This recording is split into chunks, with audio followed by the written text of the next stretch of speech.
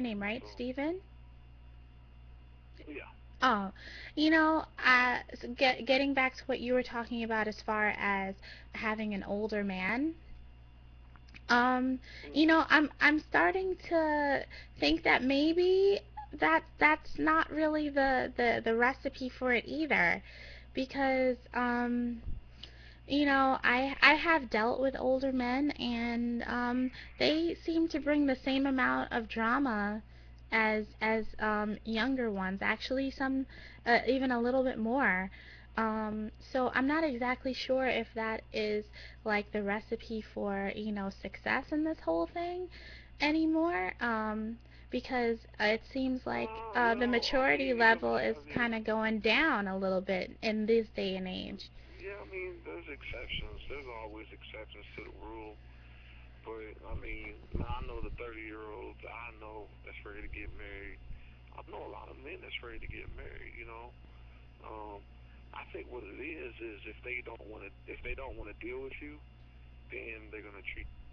If they see you as wifey or wife or as a potentially a wife, and that you have a great personality, that's what the man or men are really looking for. You have that great personality, then they're gonna be ready to wife you up. See, men, I think this process gets more complicated when emotions get factored in, but men are pretty much simple. But I analyze women, everything a woman do, from what she eats to what she wears, how she carries herself, how she presents herself to public, how she treats her family and friends and strangers. I analyze just about everything she does and make my decision from there on whether that she's gonna be wife material, whether she'll just be my girlfriend. I analyze every little thing about a woman. So it's very important to try to make the first impression needs to be as great as possible when dealing with men, because the That's first true. impression it's just not going to end well.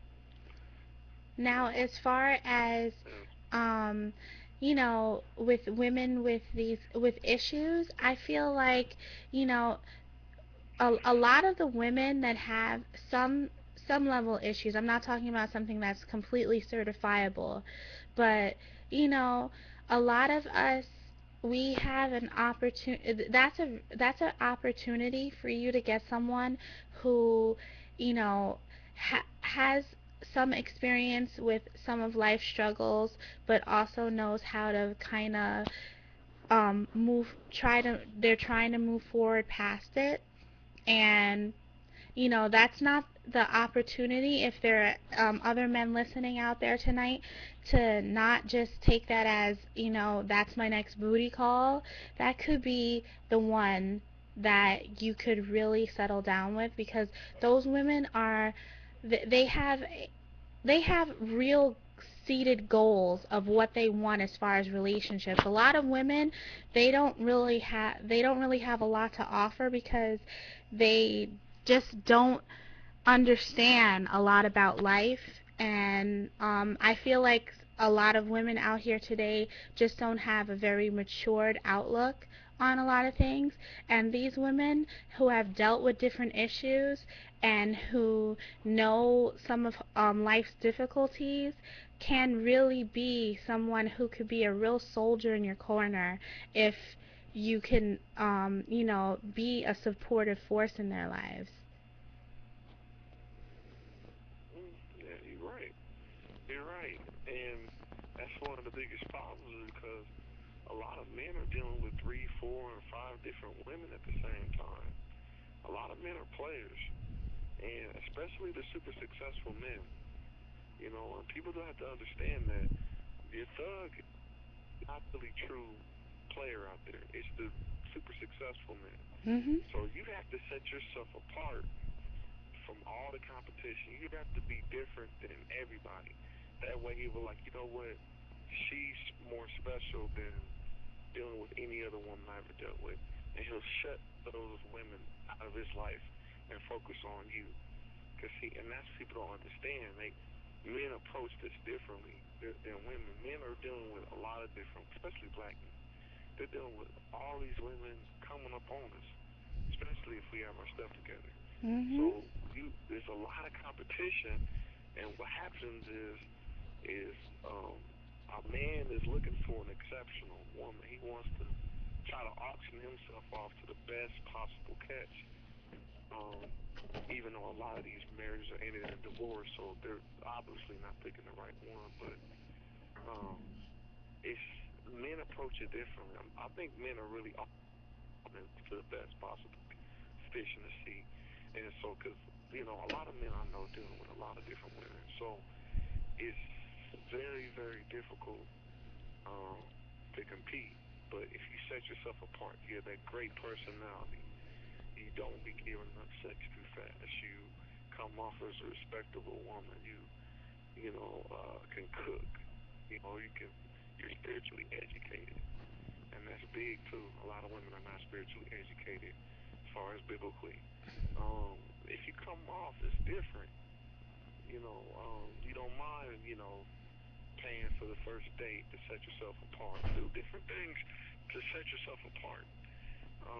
So that you're different than just any woman he's dealt with, and that way you'll set yourself apart. And that's important. Men are competing too. Yeah, We're they out here are. competing too. They are, because there's a lot of Yeah, ambitious, smart, talented women out here that are really, busting their butt to try to become, something of substance and of worth and character and physical and financial attributes. You so yes, men are definitely in competition.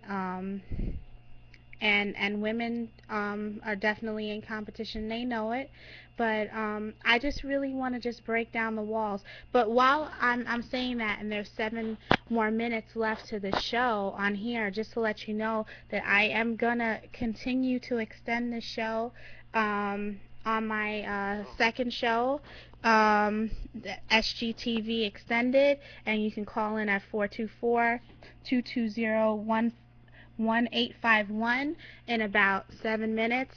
And if you don't get a chance to talk here, if you want to talk now, raise your hand so I can know. I see some people listening in. Um, yeah, so I just want to, let people out here know that there's a really there are a few, very few bitter black women out there that are just not being available and really shutting people out and not trying to let men in. But there are a lot of women that are just misunderstood, and they really do want to be found and to be loved and cared for. And I want this opportunity to, break down the walls between black men and black women today and show that there is hope for relationships between the two of us, because there's a lot of disdain and a lot of discord between black men and black women today, and I think that those walls really need to come tumbling down. Don't you agree? I agree. It needs to come down. It's a big problem in our community, and some people running away, dating outside the race, and just a lot of different things going on. And our community is going to be totally, totally different, I believe. But um, it can be healed, though. People just have to mature. I don't think it's just as bad as people make it to believe, seem though. Um, it's just, what are women looking for? What are men looking for? And try to compromise and bring the relationship together.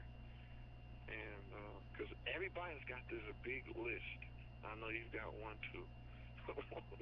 A Yes. big list of everything you want. Yes, everybody And creates a list. uh-huh. Yeah. Definitely. So, what was your longest relationship? Longest relationship? My longest relationship was 5 years. 5 years. Mhm. Okay. Was that the one you just got out of? No. That Oh, that one okay. was only Okay. that one was only a year long. But definitely Yeah. it was kind of the most I would say eye opening of all of them. Now, did you see any red flags in any of these relationships that you could have ended it quicker than how long it took? The last one, definitely there was a lot of red flags. Um, but I was in a transitional point in my life, and I just felt like I needed to try something different, and I kind of opened myself up for that. It may not turn out the way exactly that I wanted to, but I was trying something different from a different approach. Um, but in all honesty, I feel like I've played it pretty close to the vest most of my life. Um, Tried not to bring too much hurt and pain and disdain in my life. Um, so this time I kind of took a risk with this one, and it was definitely a little dismal, but I was able to pull through out of it and take it as a lesson and move forward. So I don't dwell on it as anything that I couldn't surpass. Oh, okay. So where are you at in the country? What city are you in? I'm in Brooklyn, New York. You're in New York City. Yes. There's a lot of men in New York. Yes, there's a lot of men in New York. So, But mhm. I'm not sure if I'll stay here forever because most of my family is in the South, so I might end up moving out there. But um, and they live in North Carolina, so I might end up moving out there when I go for my graduate or after grad school. Now, were you looking for marriage in these relationships, or is that, or were you just looking for a regular relationship that everybody knows eventually will come to an end? What I were you looking for in these I would relationships? I would say in the last three relationships, I would say that I was looking for marriage in that relationship. But you know, but I'm getting like the little blinking light that this thing is about to close. But yeah, if you definitely call on the other number so that we can continue this conversation. Everyone who's on the line, 424 1851. I'm going to be continuing this show on 90 seconds. so that we can continue to talk and open up the lines of communication about this whole relationship thing, the misconceptions, and, getting past the angry, bitter black woman. Um, but to finish everything off, yes, I was looking for marriage in the last few relationships. Steven, are you going to call the other number and continue on? Okay, so I shall see you guys in about 60 seconds, alright? See you in a moment.